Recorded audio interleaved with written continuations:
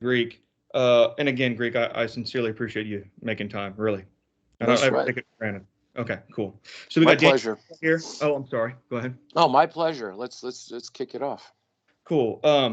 So I basically put together a big list of stuff that I've been, I don't know, wanting to answers or to revisit with you and just go over.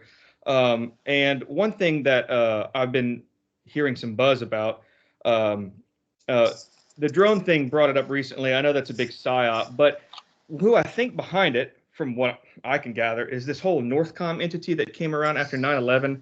Do you know much about that? I think it's straight north of you. Yeah, Uh, it could be.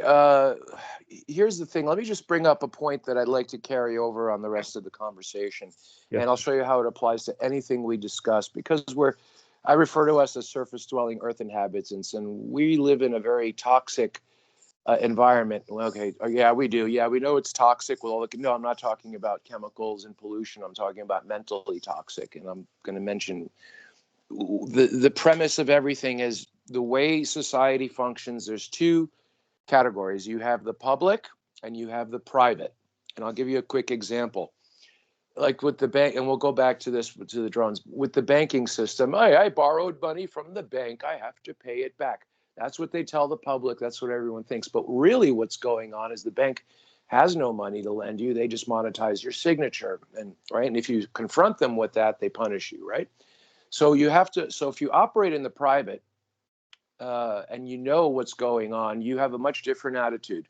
So what I mean by this is, if we're going to go back to the drones, there's a private side to what's going on. And when you hear the term black ops, secret operations, whatever, forget about those terms. That's private. It's a bunch of people pulling out some private stuff that can only be, or organization that can only be interpreted with public knowledge, which is not compatible. If that That's makes sense. no, you're right. That's the dilemma I have. I know I'm fed artificial feedback, all this bullshit, and I try and make sense of it. Like I don't necessarily care about the drones per se. That's Mm-hmm. the public is allowed, this much of a threshold, a fraction, and then it's to mess with us and do all these things. But it's like I don't know where, I wish I. I get it. Let me just say it this way, Zen. Let me just stop it. There is no rational way to describe what's going on. Logical, rational, feasible, acceptable way using public parlance, what the public is told, will not apply. It's kind of like 19 Arab hijackers vaporized the World Trade Center with box cutters. Yeah. Wait a second, Greek. That's not the official story. Yeah, tell me the official story and tell me it makes more sense than what I just said, right?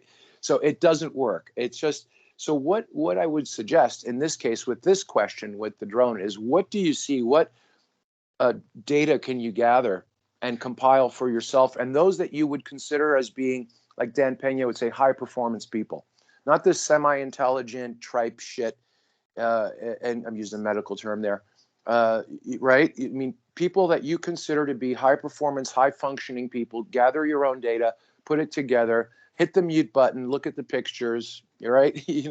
That kind of thing. But what I've been aware of what's going on with the drones, though, just to segue back, what is it? It's a psyop, but what isn't a psyop, right? If you go to the grocery store, the new packaging on a box of breakfast cereal is a psyop also. So what degree of a psyop? I really don't care. Personally, I think the mothership, I'm talking about like the 2 mile long mothership, should enter our atmosphere and vaporize everyone on the surface. So a bunch of drones to me is just a joke. But anyway, take that however you want to do it. No, So it is a joke. I was just thinking, how do I breach the surface of these entities that are underground in Colorado Springs, things like that. That kind of stuff always Um, with me. And well, how is there, they say mind your own business, or, miners like to say that, mind your own business, right? Um, I would just do that. I mean, I'm not saying for you. That's a bunch of folks that are they getting away with it? The answer is yes, right? Because even the administration says, yes, we've heard about them, we are aware of them, but we don't know what they are. Isn't that the official answer typically, right? So John, based yeah, he's a joke. Yeah, was all right, but here's the thing. So my point is here: we know this is a private group, right? And they're doing their thing, and yeah, it's a little inconvenient psychologically, mentally, socially, or whatever. But we're going to let them do their thing. That's basically it. So let them do their thing. Are they affecting you personally or your loved ones? Well, The I think they're answer is trying to no. and out of it. Oh, well, okay. I think in an abstract way they are, not to necessarily rebut you, sir.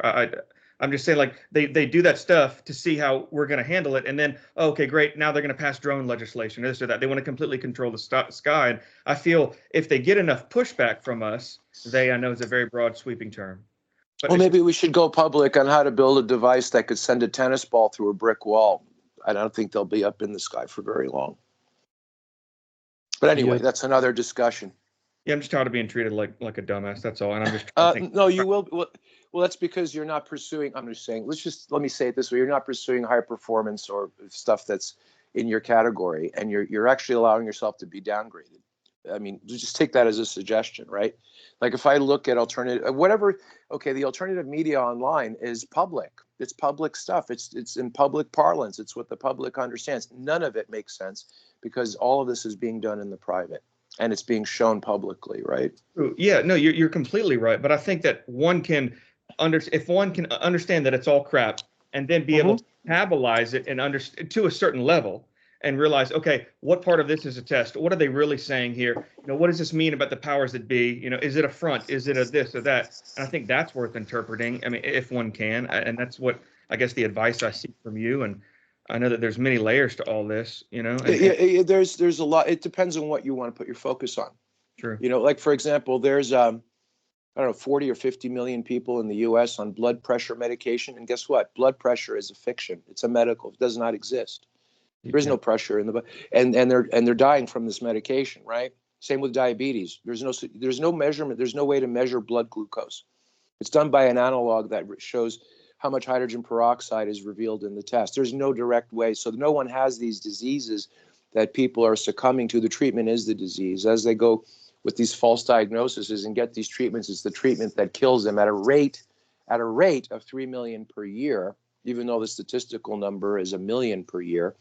And I think that's a little bit more of a concern because what's going on with the medical industry is several fold more severe than what was going on in National Socialist Germany or any other, Pol Pot in Cambodia or Stalin. What they were doing is going on right here, right now in the West, not just the U.S., Canada as well. And people are being unnecessarily destroyed, literally. I mean, I don't really care to some example because it's no one that I know. But when I hear it's like, my dad died of diabetes or whatever at 57, and my mom is having a hard time, and I have 3 brothers and sisters. I mean, that's kind of shitty, isn't it? Right? And he didn't ever had that in the first place. And I can mention like 90% of the stuff they put out is fiction, and they're just killing people with the treatment. To me, that's a little more on a social level, right? So, but like I said, I have, yeah, I don't have, the only input I have on you on this is start looking at from a public versus private perspective. And let me just interject this. You're considered a minor. I've been doing a lot of research in this lately and come up with my, a minor is someone less than 18, incompetent. You need a custodian or someone over you. All of the institutions you deal with, all of the authorities, small or large, administrative, public, private, or whatever, view you as a minor. And what do you tell? So let's say, you have a minor, a child, and he says, "Hey, man, give me $10,000, your pickup truck, and your house for a week." You're going to laugh at them, right? Because they can't, handle it, right, or anything like that. So this is what's going on with information. They're putting out information that's for a minor or incompetent. So, so on and so forth in that vein, not people that are competent. This is the public. The public has always been this way. Very well said. I agree. I'm going to move back to something you said earlier before I kick it to Daniel, let him ask you some stuff. But you said that I'm not in search of anything, in so many words from what I remember, that matters to, I guess, the powers that be. But okay, let's touch on, I don't know, if I was trying to design something that's anti-gravitic or something to master my environment more. Mm-hmm. That would be, I'm assuming, a threat to the power and or Yeah. something. Well, here's the thing. We live in a very toxic environment, not chemically toxic, but mentally, socially, spiritually toxic. And there are powers that be, but they're not physical as much as we would like them to be. And they block us from mastering the physical world. Every so often, and very few are given that power. And also, let me just put it this way. Surface dwelling earth inhabitants are the lowest form of human existence on the planet. In other words, we can get into it more. Living on the surface shows that you're very primitive. You don't know how to deal with your environment. All advanced societies do not live on the surface. They go underneath. It's just like, okay, Zen and Daniel, I just built a new house, right? And I feel like getting new furniture for the new house. Sound reasonable? Sure. So here comes the moving truck with all the furniture, and I direct the people unloading the truck to load my bedroom, living room, dining room furniture and put it on the roof of my house because that's where I'm going to be living. What a kooky thing to do. I'm going to be laughed at, right? Okay, you put it inside the house. So you do a flyby on the earth and you see all this stuff built on the surface. You're like, leave those guys alone. They're really dumb. You live in the earth, not on the earth. So just that premise alone. Could you imagine someone in your neighborhood living on the roof of their house? Would you consider them sane? We don't. No, Yeah, sir. yeah, exactly. So let's No. use that. Let's use that premise to anchor your other questions as well. You're not dealing with anyone, right? Let's talk about the guy who lives on his roof 24/7. It's how to transcend all that. I'm trying to think of a way to ease into without jumping too far. I don't want you to slap me down, but I mean, hey, it's part of the learning process, and we came to you with answers. You know, you're doing us the favor, and enough kissing your ass and stuff. I'm just saying, I don't ever want to be a host that takes you for granted. But I just I'm trying to think, how do I, with this short amount of time on this earth, if you will, Mm-hmm. try positively affect and or elevate humanity? How Got do I it. subjects? Yeah, it's just I don't want to be Well, another. here, Do no, one this is by fine. one. On the Sonic that I do, rated Y with Ochelli, I keep laughing and say, "Hey, I know the meaning of life, and you don't." Ha ha. Meaning of life here is not open for debate. Is to have your time wasted. Everyone wastes each other's time, whether you know it or not. It's so hard to get things done, and there's so many ways it's done. First way we waste our time is there's no communication. Again, advanced. If we were advanced or we're not here to waste our time, we wouldn't use speech for communication, right?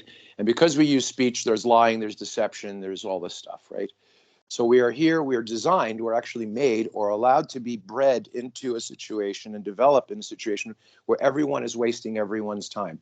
It doesn't matter if it's your parents, your loved ones, your friends, your work. Is it all in Every, vain, Greek? Analyzing it's all. all in vain, Right. exactly. It is, okay. So So no, no. I was asking you. So it is all in vain. Okay. So there's it's nothing all in it's lessons all in to be vain. learned that accumulate later and some I don't know life that we get to spawn into. There's no ascendance.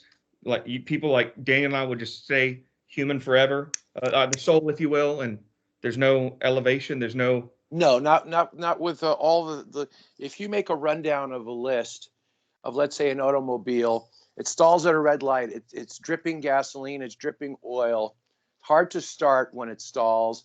You're like, this thing, we're going to leave it alone and use it like that, right? Well, you could, right? A broken down car that just barely works, or you fix it, or get another one.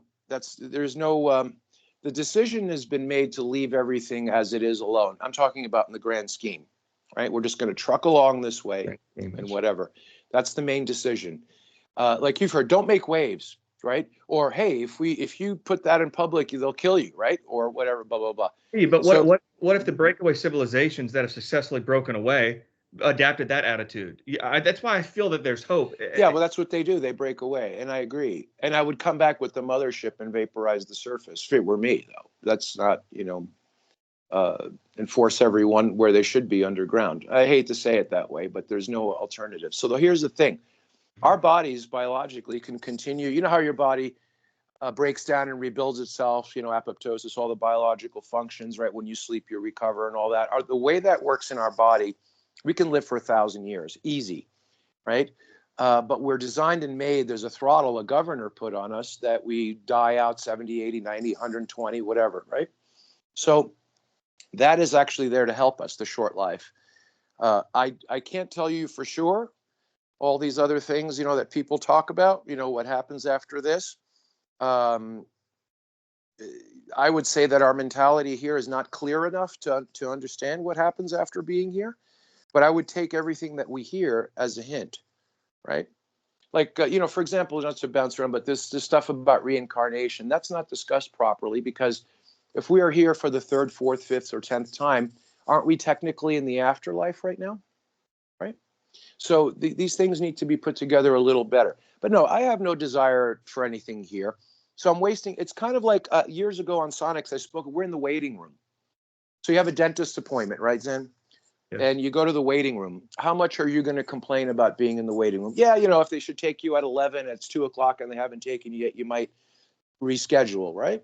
But you're in the waiting room. So what do they got? Crappy magazines laying around. You might have a conversation, play with the stupid rectangle, whatever. That's what we're in. We're in a holding pattern. Well, look, if the powers that be of the grand scheme, I'm going to use your terms, the king's language, if their prerogative, or if just by happenstance, whatever it may be, is for our time to be wasted, why can't I make the best? I mean, why can't Oh, I exactly. subsequently in vain try and make the best of my surroundings, just for shits, and try and my big thing, my blanket statement is just elevate humanity. I really want to do I everything get you. to You might have to rebuild. Okay, here, let me just say it this way. Okay, in civil engineering, when you design a highway, like an off ramp or an on ramp, you have to design it for typically, statistically, what would be known as the worst driver and the worst car taking that off ramp, right? So everything around us is designed that way. It's for the least educated, the least aware people, and the least physical fitness to function in this society. You know about that, So basically, you're in a low functioning society. Everything is made in general to accommodate those that are operating on an absolute minimal functioning level, mentally, physically, et cetera, et cetera. So how do you make it better? There's several ways, several approaches, and I'm speaking strictly. Everything you're asking can be fixed from a strictly nuts and bolts engineering perspective. You don't even need to ask big spiritual questions or big social questions. Okay, breakaway, go underground. I guess I can come back and visit that later. But and can you tell me about this? Okay, this governor on her lifespan. I'm assuming you're referring to a genetic something that Oh just goes yeah, telomeres after a while. yeah. It's more than telomeres. The physical is secondary. It's kind of like when you, let's say, do a Wi-Fi signal to your laptop or your television in the living room. You can discuss the pixels as much as you want, but I'm telling you, there is a signal that's being piped over, that's being picked up, that's manifesting those pixels is a little more critical, right? Than the How pixels. Because what I mean is, you have a high resolution or low resolution TV, you're still going to see what's being broadcast. can you touch on how we rebut that governor, or what we can do to Not besides here, health? not here, not now. Okay. In other words, you have a dentist appointment at 11 o'clock. It's 12:30. They haven't seen you yet. You can kick and scream all you want. That's not going to make the dentist come out and take you in his chair. I'm just wondering if there's any right question I can manufacture to relate Uh, perception of yeah, the dentist to do something in my best, but I don't know, at least cheat yeah. this. Well, I use the dentist because I have an acquaintance who's a dentist, and when I want to see him, I call him on his cell phone, and he's like, "Yeah, we can do that, and let's meet at 8 o'clock at the office after I play basketball." I mean, that's the relationship I have with him, right? And the thing about it, I said, "Hey, Mitch, when you get your, if you do you ever need any dental work?" The dentist, and he says, "Yeah, I do." I said, "Do you do it on yourself?" Or he says, "No, yeah, it's very difficult to do on yourself, right?"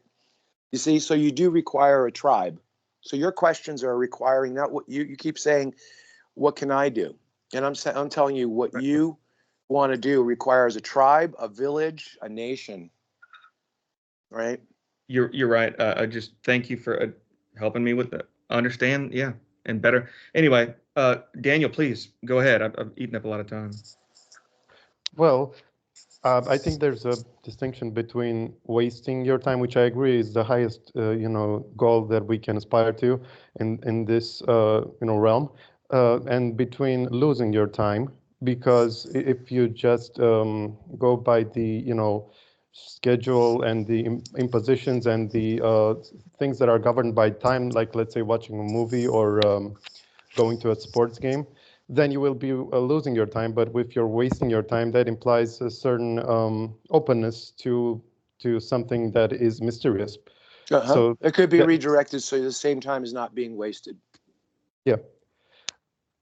As for the the us living on the surface, on the roof, still, I think there's something to be said about Goldilocks planets being inhabitable, and being having the ability to be thriving on the surface, except that we are in the most precarious position of having all these grids and all these prison systems, governing us. That's what makes us especially repressed and inside more of a prison than a university, as we were supposed to. Sure. Or I would say, how closely related is a prison to a farm? How close are they really related? The creatures that live in a prison and the creatures that live in a farm are both fed and taken care of to a certain degree, right? And they're both monetized. Yeah. I don't think it's a prison as much as it's an unfortunate situation. And by the way, some people listening to some, oh, this Greek guy is very negative. I'm not into it because I like the airy fairy woo woo stuff, that your intention, blah, blah, blah, blah, blah. That's fine. But what I'm saying, you'll find in every ancient text, every single text that's been written by, those dummies that came before us, right? That's what we're taught to think, that the ancients were dumb, right? Every ancient text that you'll find, the holy writs of the world are pretty much, I'm paraphrasing. So. And you mentioned the us having the potential to live 1,000 years. Would you be able to isolate maybe the biggest poison or the top 3 or something? Yeah, your skin. What? Just keep it simple. Remember, everything is based in the pub. We're speaking publicly, so we're addressing minors, people with a under 18 mentality. Typically, it doesn't matter if they're 70, right? This is the way the public is groomed, and they go to their grave as basically children. Children mentality. How do you know an old man just walked into a room or an old lady walked into the room? By looking at them, right? If you put in old man versus young man, old lady versus young lady on the internet right now in images, what's the first thing you're going to notice? Old people have baggy, wrinkly skin. That's the first thing that you notice, right? Typically, more than the facial features drooping or being enlarged brow bone or large ears, right? Well, the reason that happens, that is your skin, as you grow older, parts of your body keep growing. I'm not going to get lascivious, but that does too. I noticed after 50. Yeah. Anyway, so like, for example, the femur, the brow bone, the ears keep growing as you get older. A good example of that is if you know anyone that's in their 40s, 50s, or 60s and was in the military, say, hey, go pull out. Do you still have your military uniform and your hat? Yeah, pull it out. And they're in their 20s. They have their military hat, what, for parade and whatever, right? Formal hat, dress hat, it's called. Hey, put your hat on. And when they put their hat on, it sits on top of their head like a toy hat, like a child's hat. It doesn't even fit anymore because that keeps growing, top of the cranium and all that, right? So you keep growing. Now the skin grows faster than the rest of it. And, when you're young, you're a 5-pound pork chop in a 5-pound bag. When you're old, you're a 5-pound pork chop in a 10-pound bag. Why not just put it back in right? So I'm not saying go and get plastic surgery, right? You know how that looks, right? But so why does the skin keep growing? Are there chemical attachments, energetic, electrical attachments behind that? Yeah, of course. And can you prevent that from growing? And because the skin is an organ in its own right, you have to take certain considerations. But that would be the first thing that I would do. Mm-hmm. But wouldn't it have to be related to our main fuel, which is a gas of some type? Well, yes, I'm glad you mentioned that. We all have an atmosphere. You know how you study, let's say, geography or whatever, the Earth has an atmosphere, it's so thick or whatever. And everything has an atmosphere. Even if you study Galvani, the early natural philosopher, scientist, he said that what conducted electricity across metals was that metal has an atmosphere. It's not the metal itself. But anyway, and we have an atmosphere around us, and it's material. And actually, you can smell that atmosphere on some people, if you know what I mean. And we affect that atmosphere by putting on perfumes and colognes, if that makes any sense. But also we have an energetic field, just like the Earth has a magnetic sphere, and that we call the aura, for example, right? And which is, and just like that aura is very, how would you say, inconspicuous, like the aurora borealis, for example. You only see it in certain places. So we have many conditions that affect us, right? And Like, for example, I'll give you a short, ask, acupuncture, right? Where they put Sure. pins and needles into people. Okay. Ask anyone who practices that in the West, how does it really work and why do we use pins and needles and all that? They don't know. They're just doing their job. Well, you know what a lightning rod is, right? You Yep. direct the electricity from the atmosphere to the ground. When the idea of acupuncture is that you apply a conductive piece of material into the body, and based on the diagnosis on the practitioner, what he wants to do is draw energy from the aura surrounding the human body and put it back into the body. Or if there's too much energy in the body, to send it out to the outer field, the magnetosphere of the body. That's what acupuncture is, right? So it's like a lightning But rod would be used on the earth. But isn't it barbaric a little bit, and because it's disturbing the vacuum first of all, and second of all because it starts tough to map out the what the Exactly. good parts of I'm us. not So condoning how it. do you I even? would Yeah. I wouldn't do it. Like, for example, if I had a condition and someone suggested I go try an acupuncturist, I just laugh it off. I wouldn't do that. But I'm just giving that as an example to help But illustrate the condition. mhm. But since our bodies are electric, there is a beneficial type of electricity, right? And as opposed to Uh, the one we use. yeah. Well, what I would suggest about electricity is an end result product. Like, for example, baked goods is an end result product of using grains, ground up grains, right? The electricity that when we say electricity and people think, oh, I plug something into a wall or a battery, that is a very highly pressurized, magnetically or chemically pressurized ethereal flow. It's a secondary thing. When you're dealing with biological, it would be more the biological vacuum and the what we call the ethereal reaction, which has very different potential. In other words, the ether goes from low to high potential, where when we say electricity, it always goes from high to low potential, right? So we have to understand that there's a reverse in potential. In other words, I just did a weather seminar. It was three-hour sections on how to manipulate the weather around you, locally and not so locally. And I broke it down in practical terms. And basically, every time we discussed something in the physical reality, when you're working with weather or ether, it's the opposite. And the main opposite would be the energy potentials go from low to high, not high to low. Where can we So find that? I'm sorry to interrupt. Is that recorded at all? I can learn from it. It is. It's a private group. I did several seminars on several different subjects, and they were just open. I had about 50 people. But now I'm going to be doing new seminars on several subjects, and it'll be fee-based.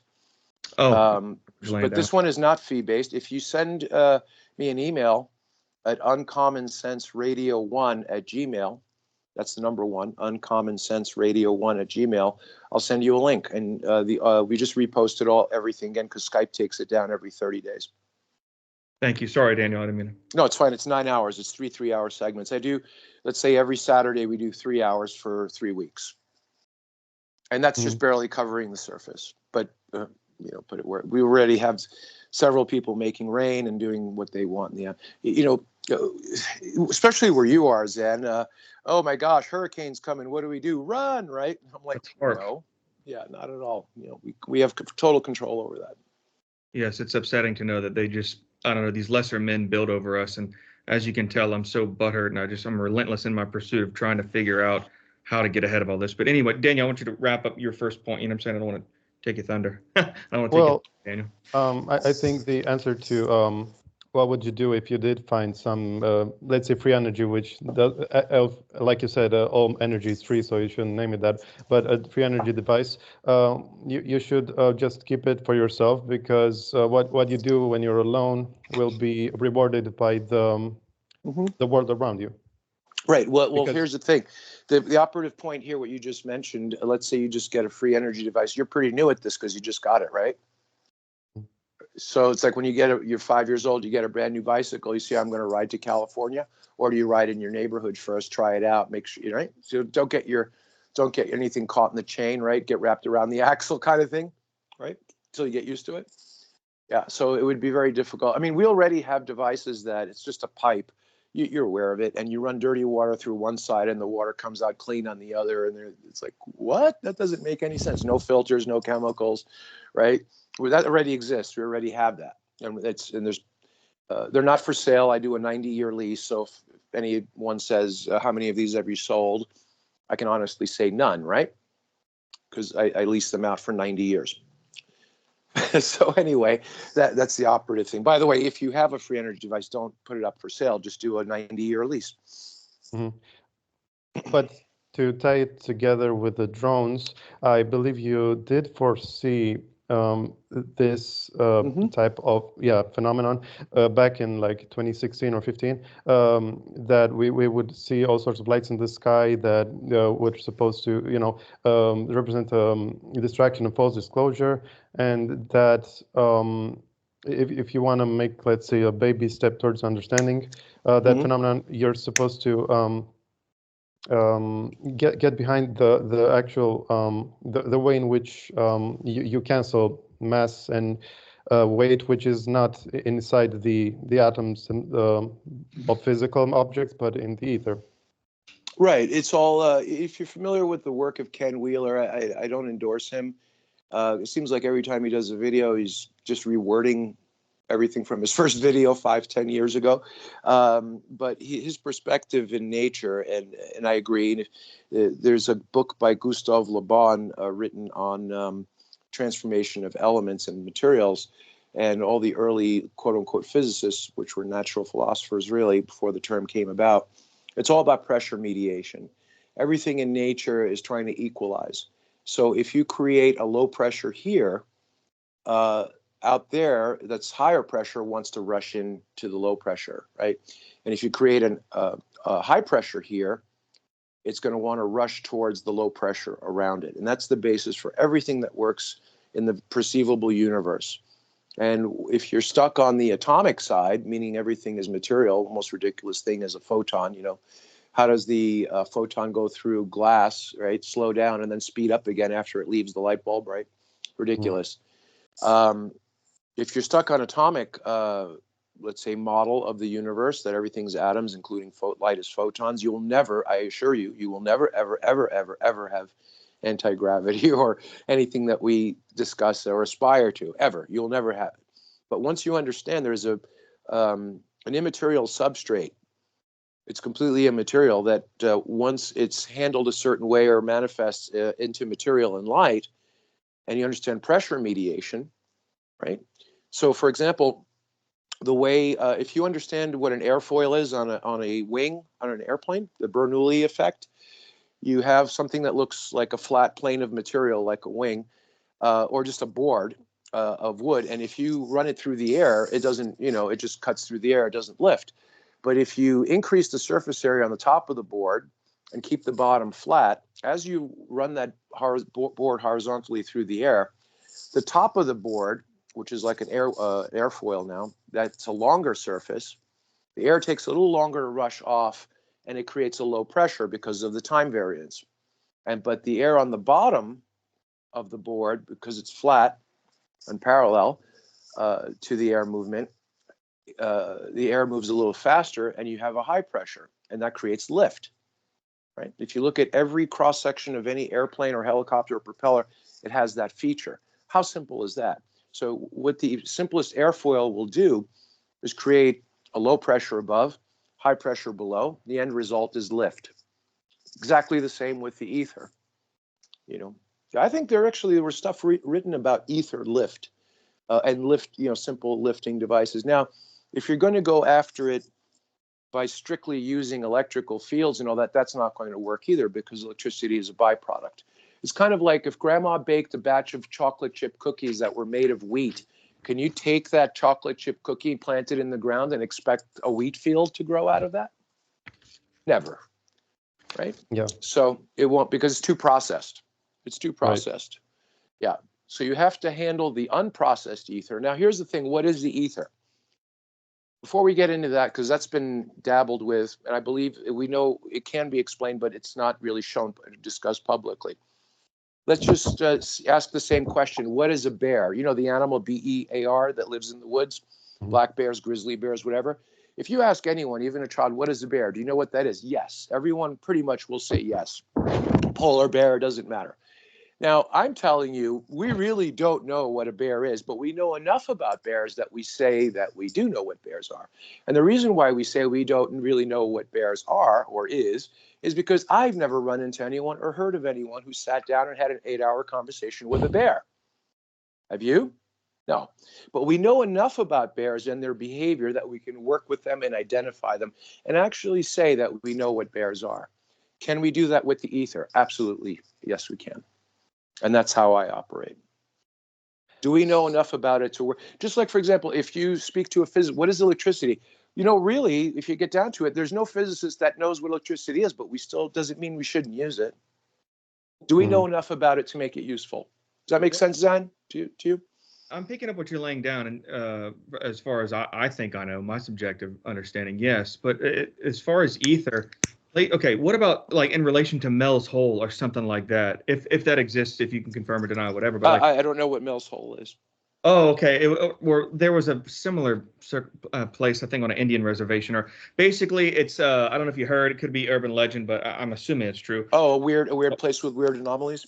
Well, it's a place that, according to this urban legend, which I'm assuming is true, there's a naturally occurring hole in the ground where a dark light would beam out one time a day, and if you drop things into the hole, you never ever hear some sort of noise or anything. And if you drop something live down and pull it back up, it's warped. And that coins from with different times and different presidents, same countries or stuff like that would be found around it. And if you park your car close enough to these places on Earth, that there would be, I don't know, stuff from, I guess, different timelines playing on the radio or alternative timelines.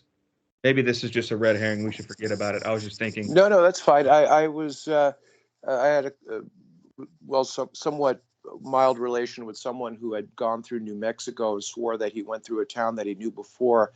And when he went through the town, this is about 5 years ago, it looked like very 1940s. And he sent himself a postcard. And when he got home, he got the postcard and it was postmarked 1947, even though it was 5 years ago. So maybe they really do have aliens in the post office, but yeah, weird stuff like that. Well, we're the aliens, right? I mean, how the hell do we just pop onto this planet We are the aliens to some degree. I mean, to some, yeah, we're the only, we can go into so many reasons why we're alien here based on, how different we are from all the creatures, right? Yeah, even on the biblical text, we're a genetic project and all that. But Absolutely. About the dark matter, dark light.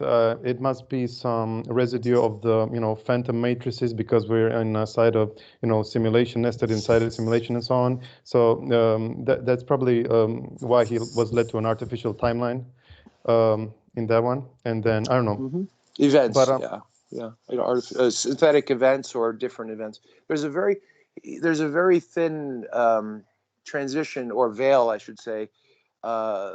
For example, when some people, very rare, the NDE reports, near-death experiences, but if some of the more, let's say, if you listen to NDE experiences, they all sound pretty much the same, with some variants. But there's a few out there that are interesting that before you transition to the other side, you actually go through different realities that are like this one, that seem very similar. You might look at yourself in the mirror and you look very different. Or, you might have a green car here, and when you pass, you go out, you walk outside of your house, and the car is now red, and then you go to another reality, which is very, very different, and so on and so forth. Several of them that are all coexisting. Yeah, but the fact that each denomination sees their own pantheon in their NDEs suggests that it's artificial and that because because they never really died, because if they did, they wouldn't look. If Woody Allen, I think, or someone said, if dying was so bad, how come no one has come back to complain? Yeah, but about the ether and the drones. I think in one of your oldest sonics, you explained how come they take those 90-degree turns.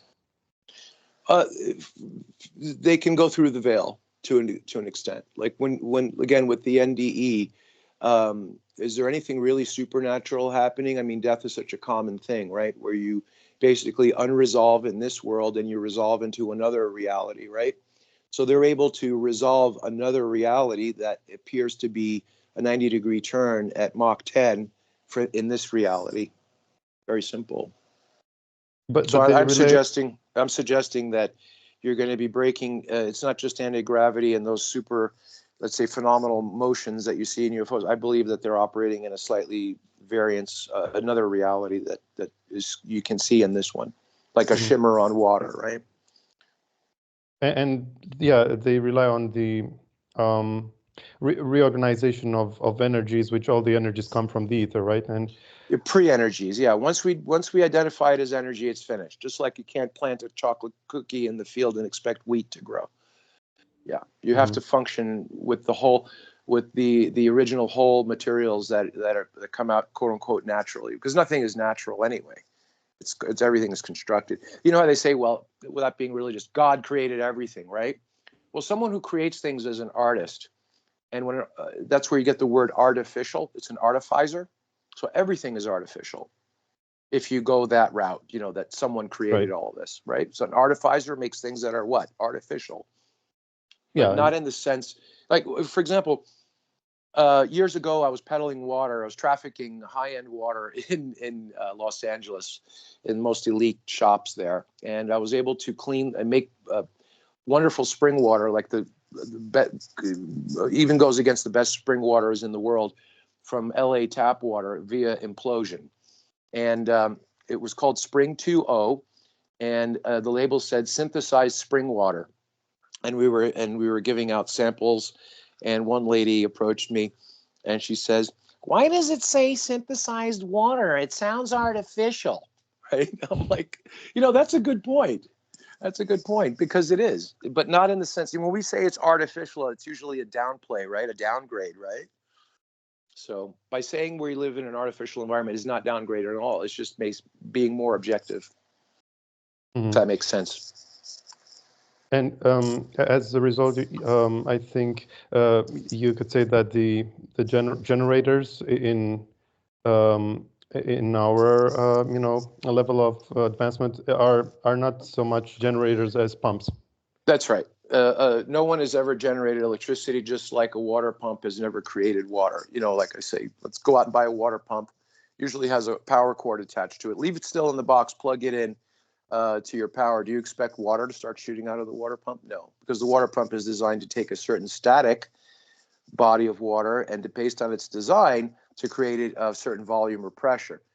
Right. So let's go back to the generator. It's a group of windings that creates static electricity. It takes static, right? Static electricity, and winds it up and pressurizes it and reflects it down a conductor known as metal. Notice I didn't say really conduct. It sends it across the wire, just like a magnet works. For example, when you put a magnet on your actually magnetizes the ether, polarizes it. When you put a magnet on your refrigerator door, what is it? It's just running along the refrigerator door, right? That's how electricity works over metals and other things and some minerals. And once you understand that principle, you might want to abandon the whole thing, right? Of having a field coil. You know how basic generators work. There's various types of ways of doing it, with magnets or without magnets, and where you have an exciting current. There's many ways to do it. But I would suggest that if someone wants to start getting into this, let's just say, I'll say this because I'm in the process of working on this right now, is using an exciter type generator. Instead of spinning a coil around a magnet, energize a smaller coil that becomes magnetic, and then rotate the other coil around that primary energized coil and keep seeing what you get. And if you start playing with this, you'll notice that your local transformer, your local power supply in your neighborhood, all the power goes out for a few blocks. And the electrical companies right now have enough sensors that they can almost find the source of what caused the capacitor or transformer to go out. And you get first time they stop in front of your house. Second time they knock on your door and they said, the power went out again. Do you know anything about it? And what I suggest you say is, I really don't know. I was watching TV and the lights went out, man. Don't say, hey, come out here. I want to show you what. Anyway, you get the point, right? I shouldn't have shared that, but yeah. But there are also examples of a technology that is electricity that is longitudinal, that is instantaneous, that we're not Sure. supposed to have, that is out in the open. Yeah, but how are you going to control that?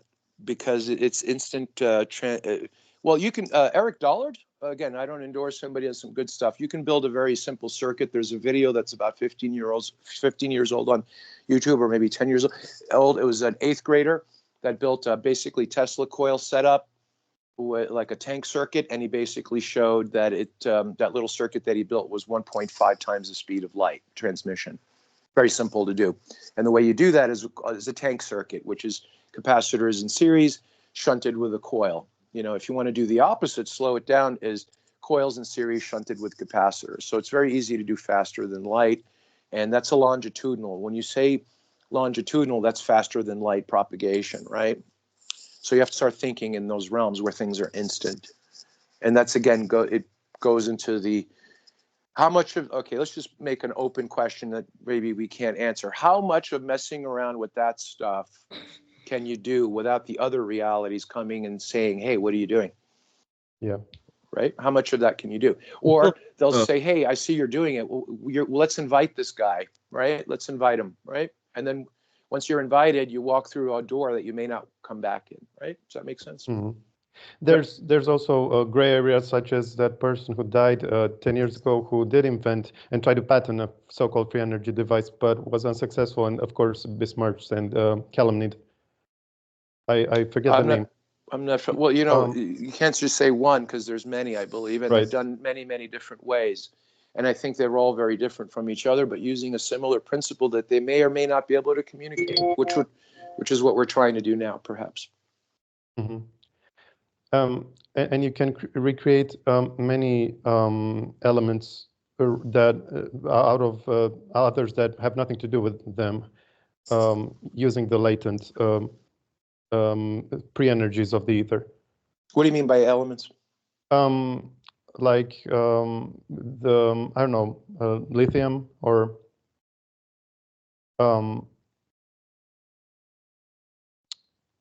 water. Catalysis. I mean, bronze gas. I know that's supposed to be like a different phase of water that we didn't ever know about. I get it. There's something. The field is. I don't. Yin and yang, right? It's. I don't like discussing it that way because it sounds like I'm trying to get into a modified Asian philosophy. So I've come up with a new way to describe it. I call it universal principle. Yin being soft and expansive, and yang is sharp and hard, right? And focused, right? Yin is unfocused, yang is focused. Again, it's like pressure mediation. When I get into let's just call it transmutation. Are you okay with that term? Yep. Okay. I've done many, many times, I'd like to say hundreds of times in my life, but dozens of times, public demonstrations where I take pure carbon and transmute it into iron at a rate of 70% by volume. And what's interesting about the iron, once you transmute that, the iron does not rust, even though it measures as pure iron. And what's interesting is in India, there's some iron pillars, and they're measured to be 99.999% pure iron, and they don't rust. And the reason why it doesn't rust is if you look at the bullshit periodic table that we have, when you follow Fe carbon all the way to iron, you notice it passes through nickel. And one of the characteristics or qualities of adding nickel to iron is that it won't rust, right? Stainless steel, for example, just one of the metals. So once you start transmuting elements, you can actually control their properties, which are very different from the way elements. So the iron so for example, the iron that we get that rusts is not made this way. Why? Because it oxidizes very readily. It goes through various stages, right? So now we understand that when you transmute elements, you can control based on the way things are ordered, let's say on the periodic table loosely. Like for example, you brought up lithium. Helium can be turned into lithium, right? And I'm sure Zan's ears are perking up because you've heard about so many geopolitical moves being made because there's a potential for a lithium mine, right?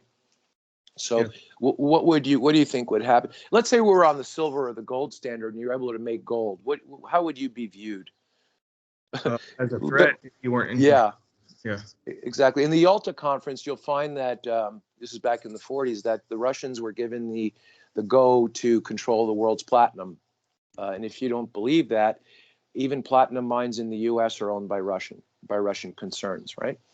And through isotopic measurements, about 60 or 70% of the world's platinum is synthesized.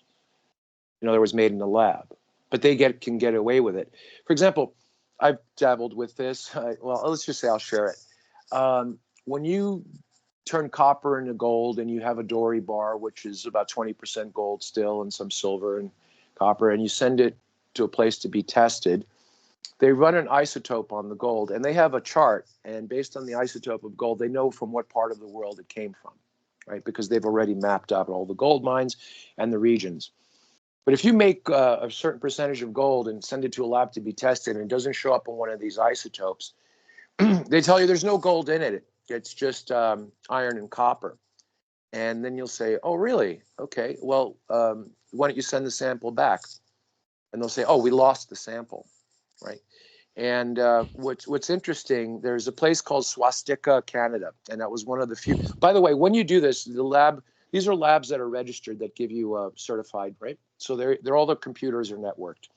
Once you go into a system like that, now you're blacklisted, and all the labs that share that same network basically give you the same answer. So we sent it to a lab that we thought was out of this loop, and it was a week. We didn't get any answer. So I called and, did you get my sample? And he says, yeah, we have your sample here. We haven't opened it yet. Is there anything you want to tell us? I said, yeah, do you have it in your system? He says, let me look in my system. He says, oh, yeah, I see you here. It sees that you were sending us a sample. It says that it's iron and copper, and we lost the sample. But they haven't opened it yet, right? So anyway, I'm going to stop right there. Let your mind, see. So there are things like that going on constantly. Mhm. I recently spoke to someone who was kind of like not a bad person, but he got in trouble with the judicial system, and he found a way to make the case go away, but they didn't like that. So they said, well, your case can't go away because you have a grand jury indictment. And when we look at the dates, the grand jury indictment was 3 months before he was initially arrested. How could that be possible? Right? This is the kind of stuff that's sometimes when you see like the fakery, the suppression, it's so obvious. It's not subtle, right? And where's the outrage? For example, just to bounce around socially, how many times have you heard people like Tracy Twyman or certain people that put out controversial material on the internet or books or whatever, and they said, I'm not suicidal or whatever. And yeah, you're not suicidal. You're very stable. You're sound body and mind. And then like a year later, you find out they were found hanging in their garage. Where's the outrage? It's obvious they were offed, right? But where's the outrage? Why aren't there like millions of people gathering around demanding? No one cares. No one cares here. And you know what? They shouldn't care because deep down inside, they know they're here to waste their time. So why bother? Yeah. And the way they get people to kill themselves can even be indirectly through psychotronic attacks.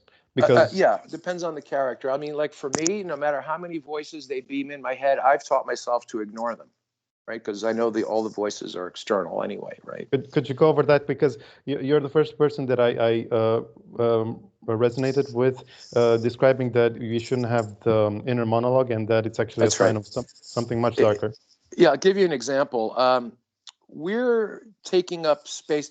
You ever see someone park their car in the middle of the road and they leave and it's like, wait a second, why couldn't you pull over to the side, so everybody else can pass? Well, that's what the earth is. We've parked ourselves in another reality, and these other beings view us as something to be messed with. And they have a society just like we do. They have bars and movies and families, right?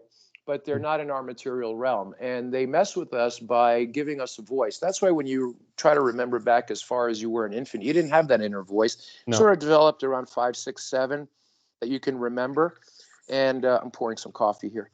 So what's interesting is they have beings that go through school. Like, for example, in the West here in the U.S., we have a lot of Chinese restaurants with Chinese immigrants, and people think, oh, they just came over from China or work in a restaurant. No, there are actual schools in China that train people to emigrate to the U.S. and work in the restaurant business, right?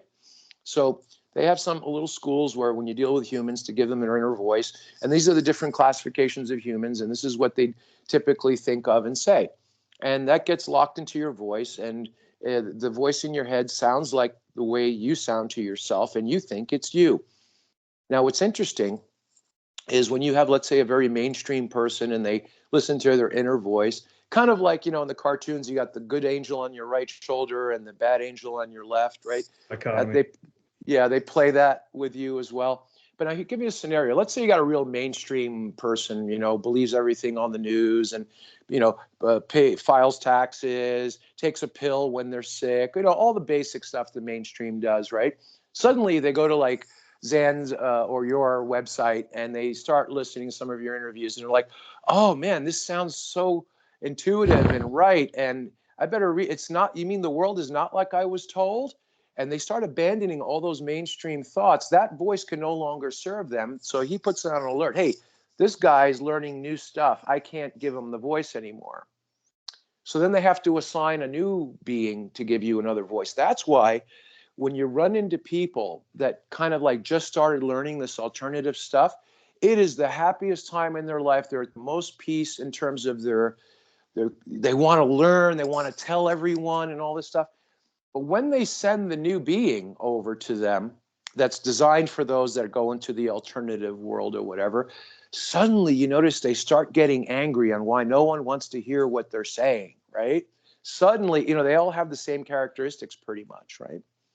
And then when you find out, for example, let's just bypass the whole thing here, that inner voice is artificial, and they're actually keep replacing beings as your level of consciousness changes, and you keep growing your consciousness and rejecting that inner voice.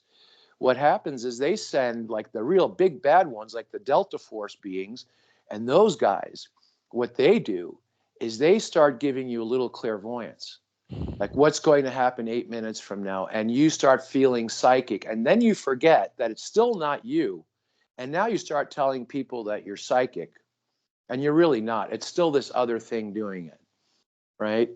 So yeah, and I'm just gave you an overview. You've heard me discuss this more in depth, but that's the overview. So these people that say that they're psychic, they are, but they're being played. They're being played also by a being that look, it's like, hey, this person here, their heart, the easiest way to control them is let's let them believe with a voice that they're psychic. And then we got them.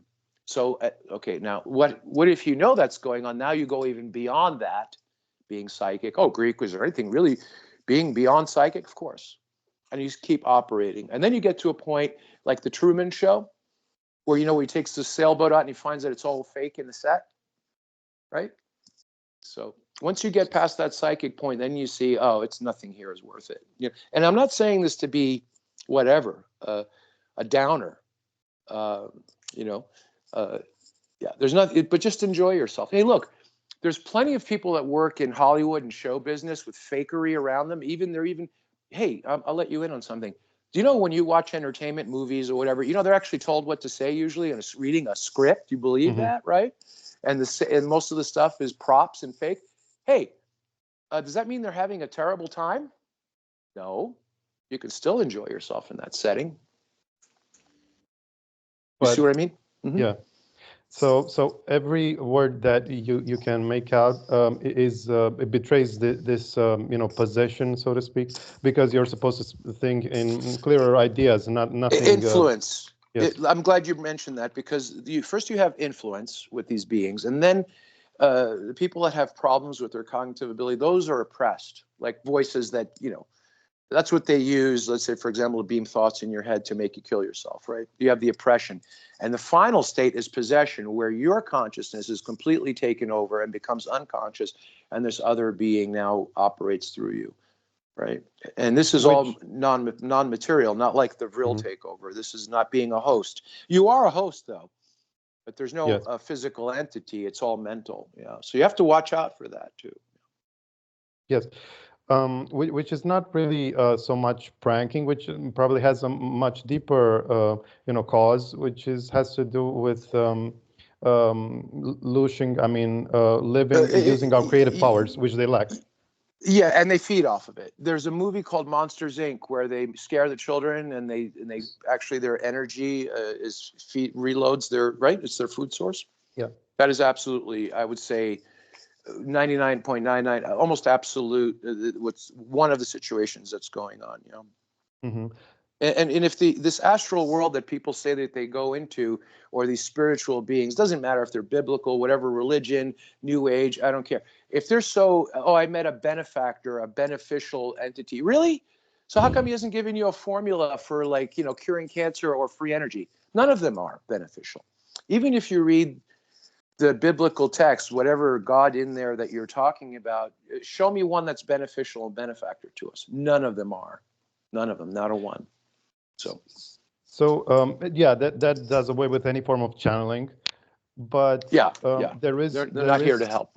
Mhm. But there is one of these communications that is, like, let's say, genuine, which maybe I shouldn't, but I expose this, but you yourself were privy or subject to, which is the one that's more cellular, and the one that Ashayana describes as chelontic. Mm-hmm. Okay. Excuse me. I believe that they are operating in a way that we are also. In other words, but on a different level. Right. So let's say, for example, you have someone who's barely eking a living because they have financial problems, right? But then you have someone who's worth several billion, and they have financial problems that physically and mentally have them in the same condition that the person who could barely get enough food to eat. You know what I mean? Mm. So a wealthy person that's miserable because of finances, or someone who has no money at all that's miserable because of finances, and they're in the same condition, what doesn't matter what level you're on. Yeah, the guy who's the billionaire that's degrading because of his financial, he's got a Rolls Royce and a mansion, but mentally and physically, he's in just as shitty as the guy who can't get enough to eat, you see. So these other beings are like we are, but just on a different level. You know, they're driving Ferraris instead of horse and carriage. They're just as screwed up as we are. Yeah. Because the sum average, there are people that get, there's a little meme, a cartoon where that's some little grays in a flying saucer, and they look down on the earth in the meme, and you see smokestacks and pollution. And the grays are speaking to each other and say, hey, didn't we send them Tesla 100 years ago? Yeah, but they didn't listen to them, and they're all laughing. Right? So. Yeah. But yeah, probably they also don't just use the imps and demons. I mean, but also 5G frequencies to instill the confusion and subliminal messages, plant ideas. I think it's even before 5G is basically a transmission system to operate machines that are loaded with a lot of circuitry and it has a very high dynamic range. 5G. What I would suggest the technology to do that was more around, if you study the work of Delgado in the 1960s, mind control, where in the 1960s he went out into a bullfight arena, and he had a little wooden box in his hand, and they let the bull charge him, pushes a button, and the bull stops and kneels. Pushes another button, the bull gets up and charges. Pushes that other button again, the bull stops and kneels. This was in the 60s. This was publicly demonstrated. Was it low frequency or ultrasound? Yes, but it's never one frequency, never one. Mm-hmm. It's kind of like when you sit down for dinner, you just don't eat one thing, right? You have a side with it, and you have some seasoning, right? I'm giving the food metaphor. It's a recipe. Mm-hmm. Right. But since we're on this topic, could we maybe delineate between the people who are body snatched literally, like by aliens or by Brill, and the ones who are synthetic? Oh, I can't say I'm expert on that. But you were the only one who described how the synthetics can be created, let's say, at birth. Oh, you mean like a clone? Well, yeah, let's say for simplicity of terms, cloning. Yeah, but I'm referring to the way that you said that you can through technology obstruct the light that goes from the sperm cell to the egg. Oh yeah.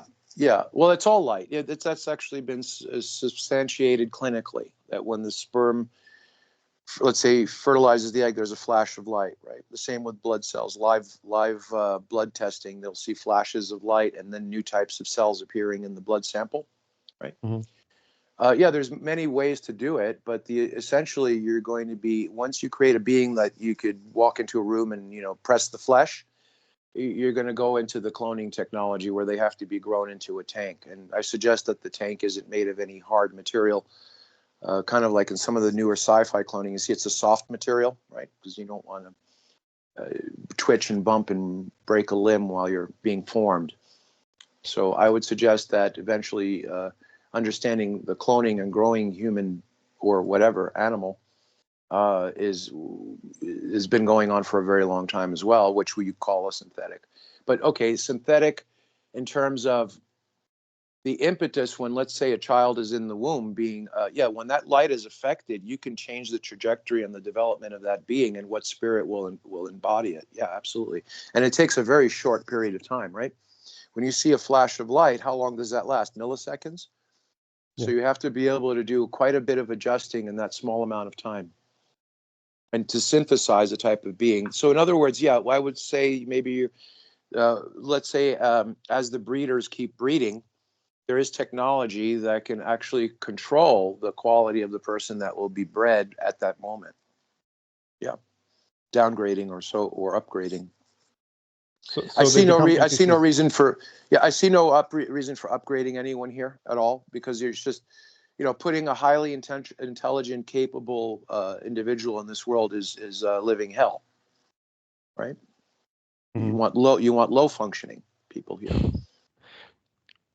But the in regards to light, that's also has to do with that's behind some of the psi abilities, like manifestation is just visualizing something before it exists, and then you bring it about. Well, psi abilities go like I described earlier, where they keep exchanging the being that gives you your inner voice, and they can't do anymore. They give you someone who makes you think you're psychic, and usually fall for it. And when you're not on that level, when you don't fall for it, you'll find that the psi abilities are not a big deal, and that everyone has it, and you're wondering why they're not using it. It's a different level. You're not going to say, because I have psi abilities, I'm better. You're going to say, oh, how terrible this is, because look at everyone has it, but yet they're not using it. Mm-hmm. But another component is that is overlooked in the psi and other things is the emotional. And no Yeah. one has really been able to like describe their purpose or their meaning. Yeah, I get into a lot of that. I'm going to probably be doing a seminar on that, a fee-based one. I've been speaking on it now for quite a few years. I thought about it for quite a few years before that, doing experimentation. I call it the emo work. Yeah, there's no explanation for why we have emotions in society, why they exist. It's not just if you believe that we're just biochemically stimulated and that's all, then this is not for you, of course. But there's no explanation why we are emotional. But then you'll find, how many times have you heard of someone going postal, right? Very calm individual. Suddenly they were emotionally motivated to do some heinous crime or wonderful thing. Also goes the other way as well. So once you learn to take control of those emotions, you'll find that's where your consciousness is, and your actual body works by emotion, not by the voice in your head. And also the emo work creates a field around your environment that helps you control or influence things around you, people and material, you know. Yeah, the emotional envelops the energetic and the physical. That's what it is. That's what you're actually reading. The emo is the reading of that. And it also ties in with the body's consciousness. Your body has a different consciousness. It's a very primitive consciousness. Like, The for limbic. example, if you can say that, yeah. It's kind of like, you know, someone's an intelligent guy, tired of being here. He wants to kill himself through drowning. And as he's drowning himself, there's a voice. Why are you doing this to me? I want to live. Don't do that, right? That's the body's consciousness, you know, that keeps the heart rate and all that going. So that also lies in the emo. If the body gives you a voice like that, it's very desperate.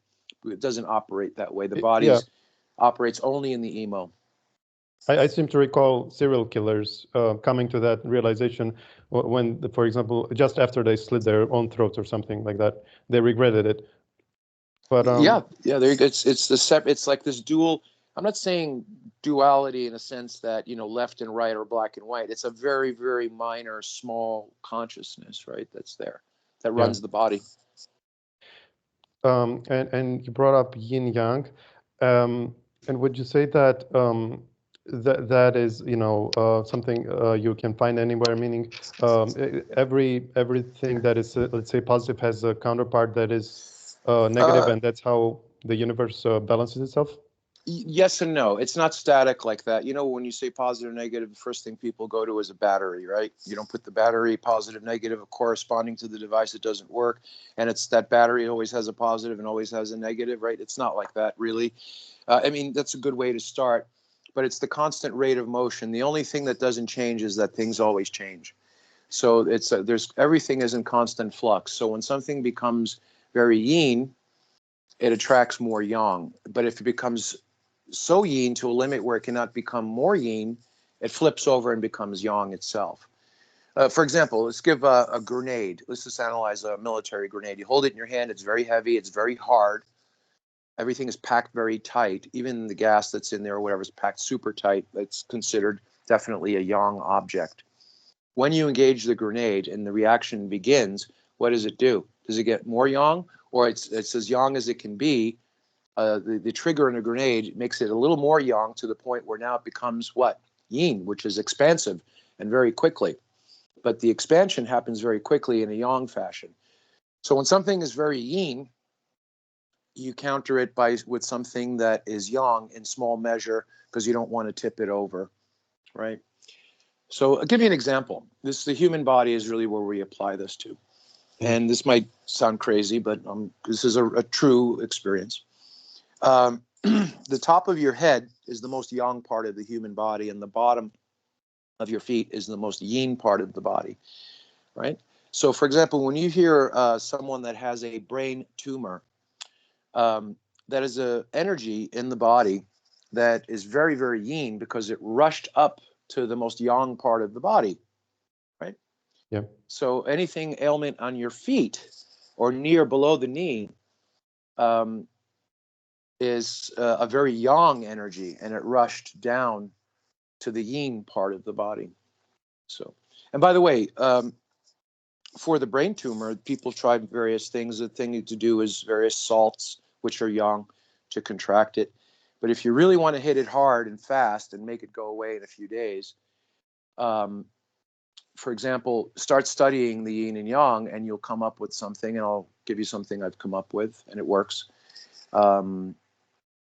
Is if you look at energy perspective, the most yin energy is radioactivity. What's commonly known as radioactivity. Now, that's how yin the energy is that causes an ailment in the brain. So what can counter that? Do we know any living organic substance that counters it? There's an insect called a cockroach, and it's very well known that it could take manifold, many times, levels of radioactivity and still be unaffected, where that would kill other living things, right? But so that cockroach is extremely yang. But is it a way to make it even more yang? If we take the roach and bake it until it carbonizes, not burns, but turns black into carbon at, let's say, 300 degrees Celsius, 550 degrees for a half an hour, you'll have some very toasted roaches in a cookie sheet, carbonized. You could break them up in your hand. You put them in a gel capsule, and you have the victim with the tumor take 3 capsules in the morning, 3 in the afternoon, and 3 at night, and then go get a scan about a week later and try to find that brain tumor. Mm-hmm. Sounds kind of crazy. Sounds kind of witch doctor-y, doesn't it? But by the way, yeah. if you're going to apply this, I wouldn't suggest the person that they're taking capsules of roasted cockroaches. They don't even have to know. So I just gave an example of the power of this universal. By the way, with ancient healers that were valid, most ailments were healed or cured within 24 to 36 hours, 72 hours tops, right? Within a few days. Mm-hmm. Very rapidly, because it's all energetic. But the thing is, if you do it, when you apply energy, principles of energy to anything physical, what happens if you apply too much energy to that physical thing? You can blow it up too, right? Yeah. So you have to be careful. You have to know how to dose it out. do you think that overlaying colors? I heard that if you project certain colors in a certain spiral, especially the spiral, do you think that applying, energetics or psi of something using spirals has a potency effect? Oh gosh, that's a funny question. I'll give you a funny answer. Try it and report back. you know. Right. But there's some. Oh, you brought up the cockroaches, and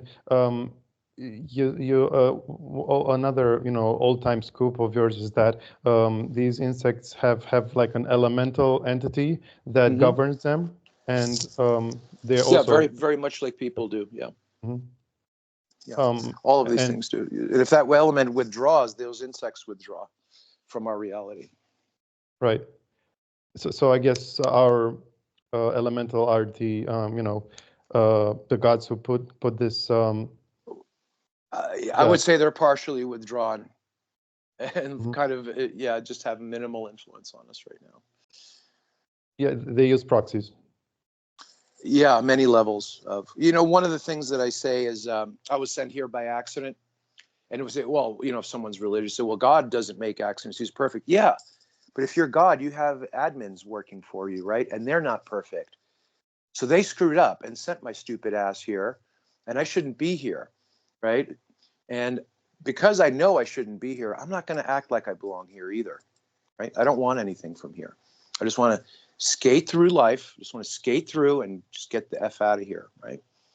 I don't want cars or fancy things or money, or I want good enough fitness, quote unquote health, so I don't act like a lab rat sick here, right? I just want to skate through this reality. I want to go through the third grade and not do my homework. And then just at the end of the semester, tell me I'm going to the fourth grade, which is in another different school.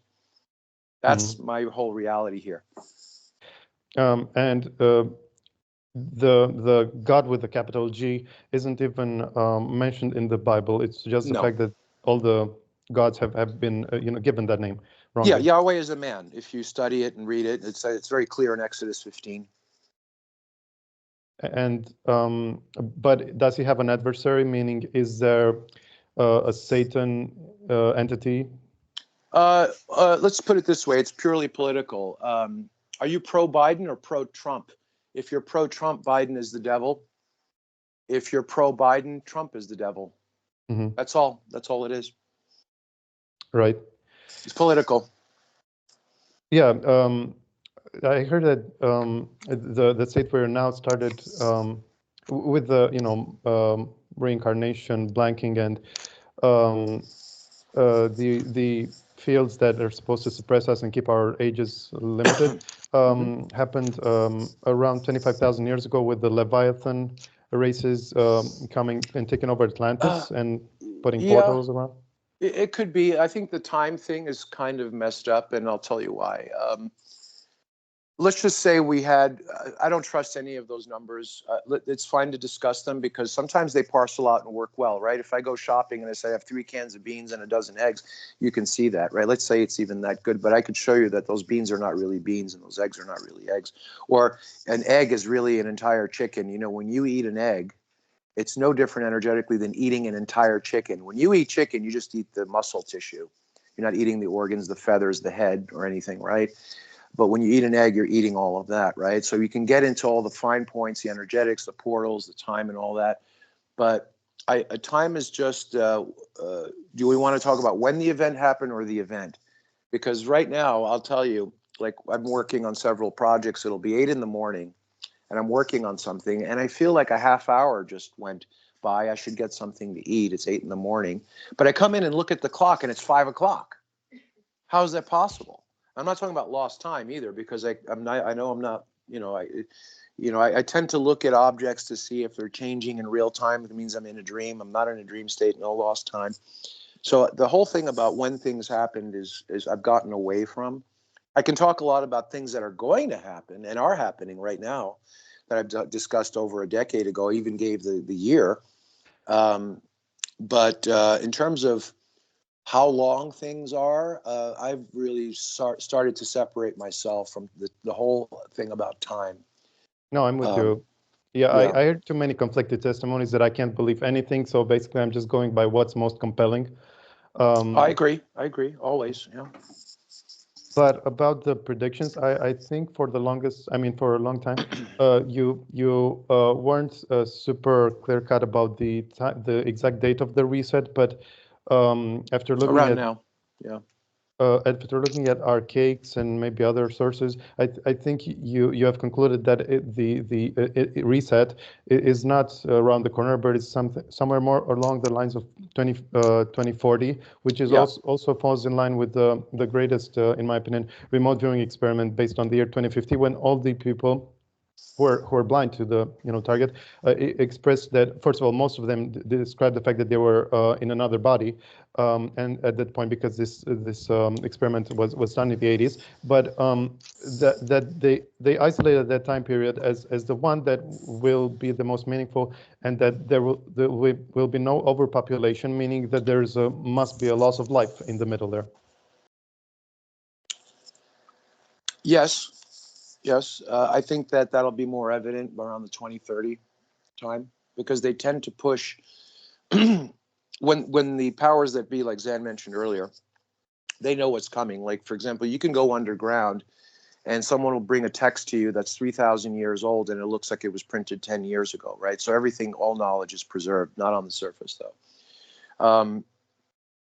So I would suggest my time, I've always speculated and said this is what's coming out of the biblical text, right? You have 2,000 years here, this time period here. This is dictated to repeat at this time, and I give certain specifics. And that seems to be working out. With the advent of the material from archaics showing it's more astronomical, geophysical, and repeatable, mostly, there are many events, by the way, that were just as bad as what archaics talks about that happened that he doesn't talk about outside of that 138-year periodicity or that 500-something year periodicity, right? There are other events that were very similar to those. Very difficult to tell on that point. Again, I've kind of divorced myself from the speaking out on time at all, whether past, present, or future.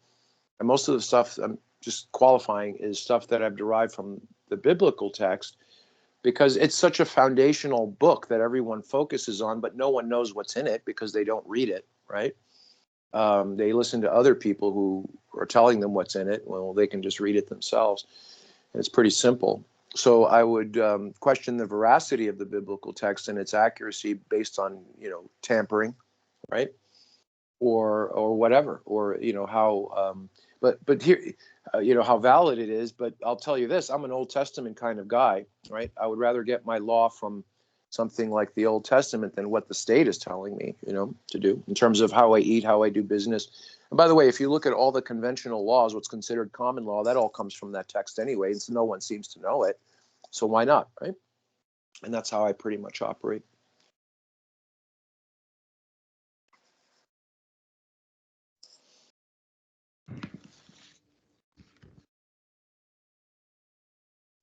Daniel, you have anything else, or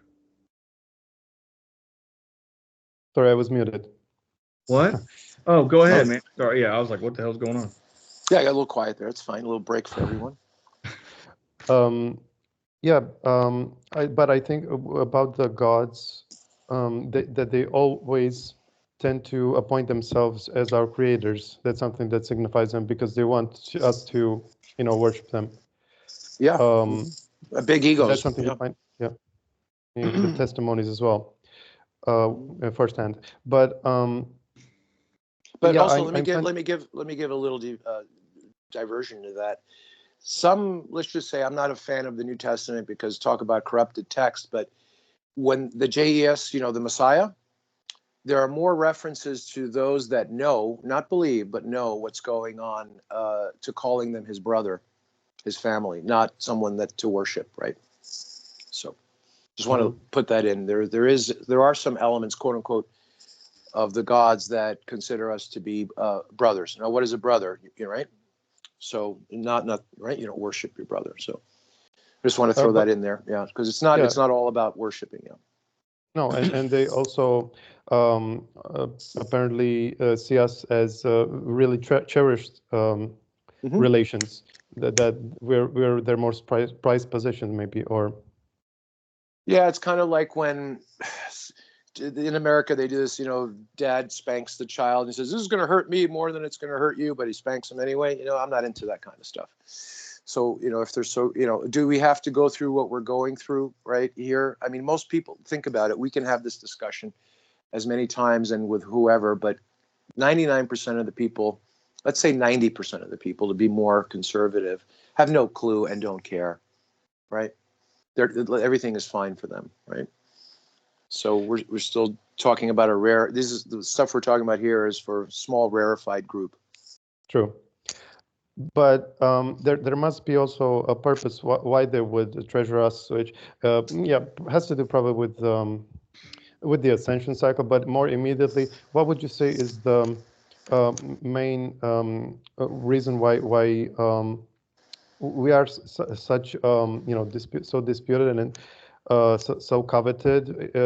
Does it have to do with the physicality and what advantages do we have?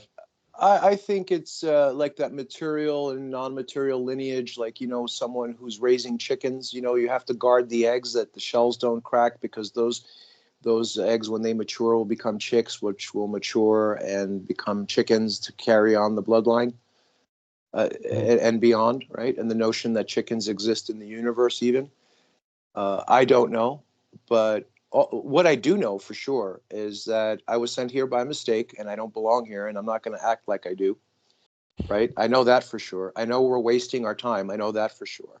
Very simple. Just anyone that love, don't like or not, try to communicate. It doesn't matter what it is. It's like, what the hell is going on? We are not communicating, right? And we're wasting time. And I know that for sure. I know for sure we're in a spiritually and we're also in a materially toxic place. For example, materially, if let's say you find an unadulterated society living on the surface, they're living in harmony with the land, they still get diseases and storms and earthquakes and outbreaks and attacks by wild animals. So it's even toxic for the most optimum situations. This is very toxic. How very toxic it is to be here depends on the perspective, right? So, so I know these things are for sure that I mentioned, and the rest, that's what those past few things that I just mentioned, the past minute or so, is enough for me to chew on. That may or not prevent me from going further. And why are we cherished, or why are we here, or what's going on after, and all that. And at some point, there's a mind state. Like you can be hungry and then you get some bad news and suddenly your appetite goes away.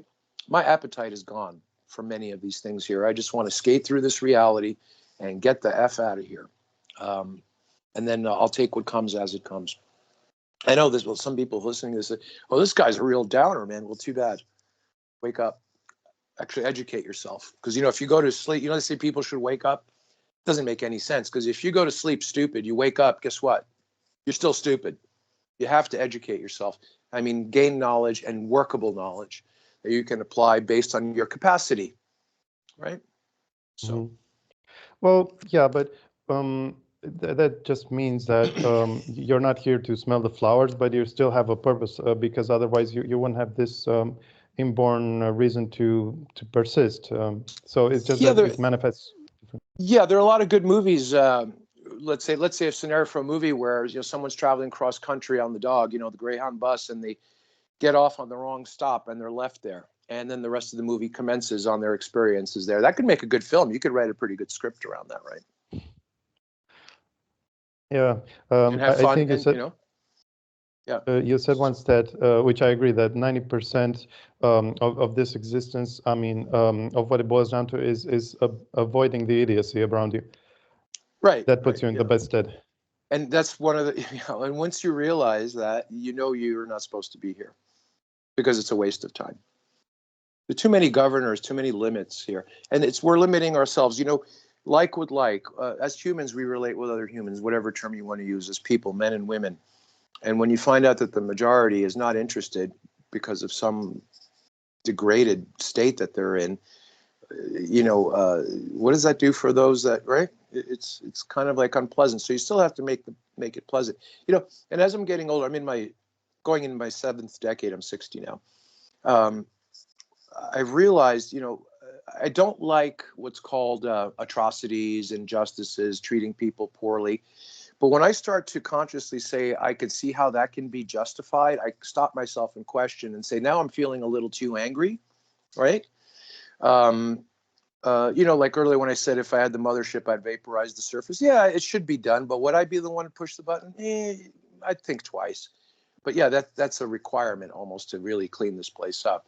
But when I start noticing that I hear about harm being brought to others, I'm like, oh yeah, maybe they deserved it. And I start to question myself and say, it's not for me to think about those things at all, even whether it should have happened or whether we should do anything about it. If you can do something about it without making too big of an effort, of course, help.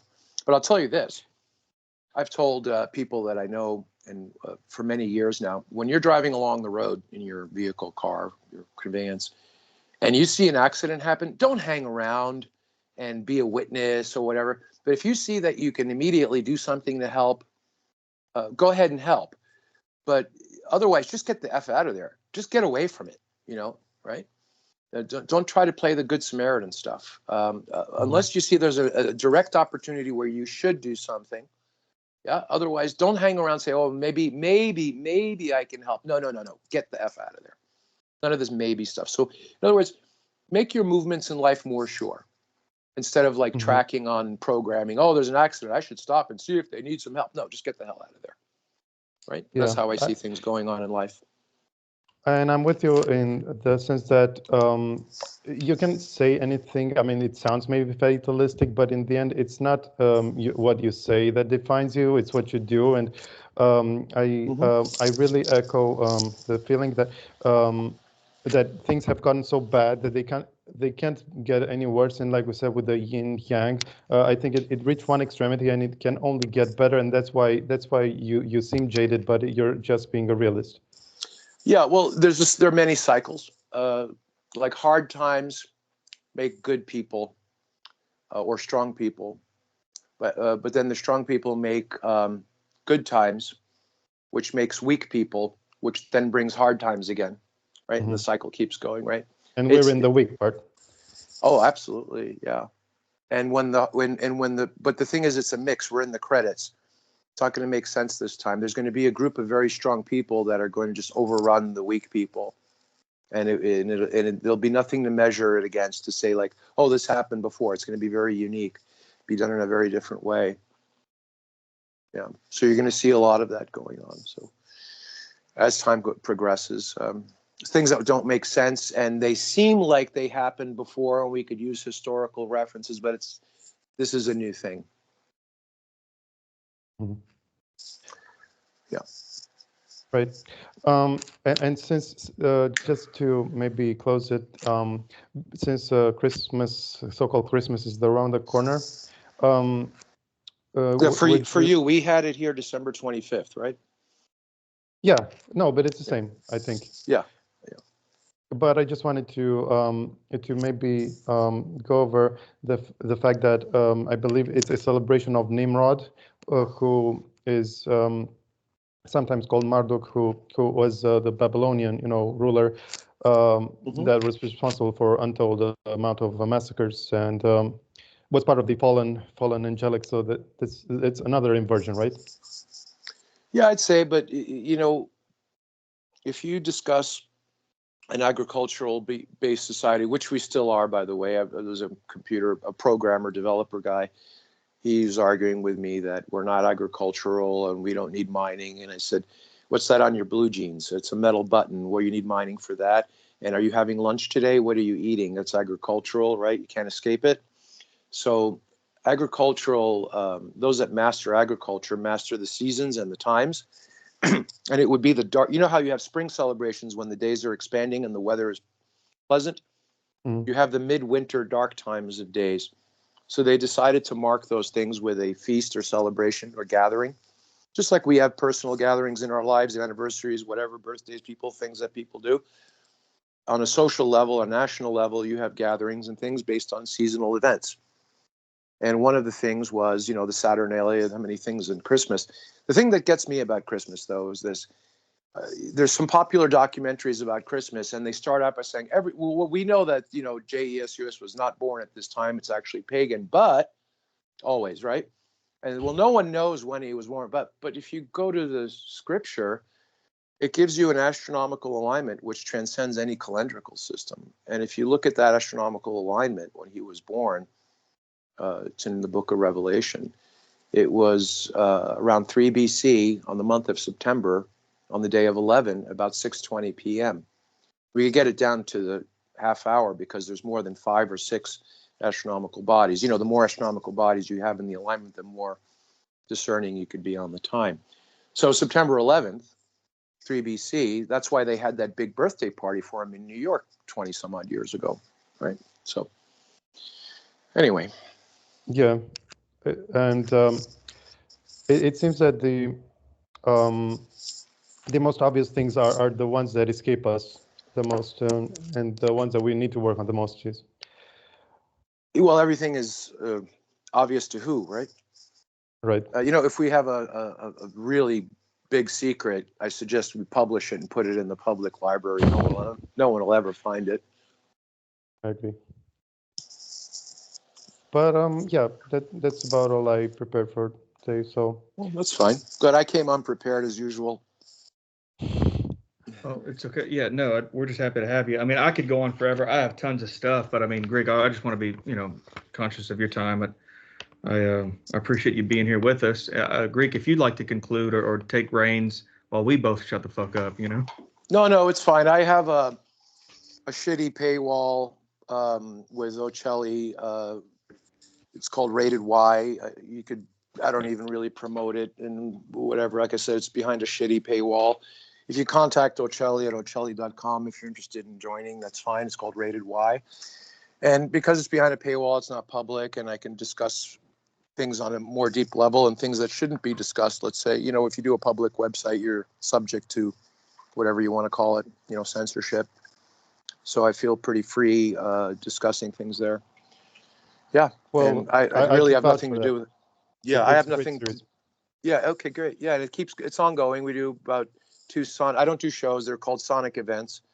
Because, when I hear the word show, I'm looking for where's the donkey, where's the girl, But anyway, yeah, so there's Sonic events. And right now we're doing more of the private. I'm going to be discussing more on the human body and discussing more of the realm here, how to operate in it and prosper, be completely prosperous in it. That just doesn't mean financial also.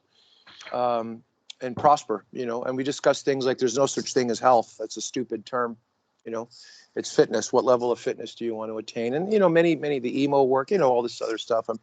I guess I'm shamelessly promoting it, but I'm not, don't contact me to join. Just go to ochelli.com, message him or whatever. He'll show you the way to get there, And that's And pretty much it. Because it's private, you get into much deeper stuff that you hadn't previously. Yeah, that's how it should.